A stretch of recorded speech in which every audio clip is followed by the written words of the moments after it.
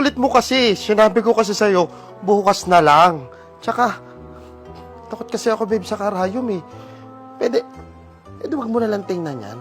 Mawawasa ka din yan, kahit paano. Nako, ayoko no. Ikaw, napakasinungaling mo eh. Kesyo, sabi mo, titirik yung mata ko.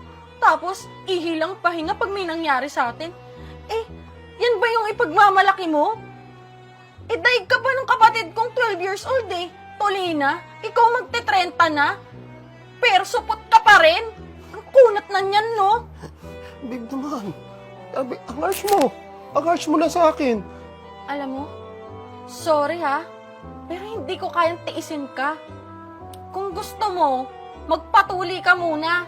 Tapos balikan mo ako pag hindi ka nasupot. Babe! Sorry na!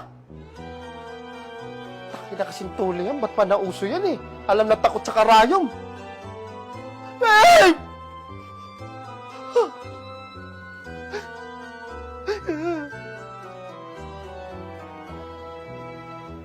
Good afternoon po, sir. Ano po ang mapaglilingkod ko sa inyo?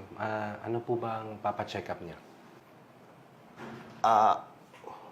Ano kasi, Dok eh? Ano ba? Sinisipong ka?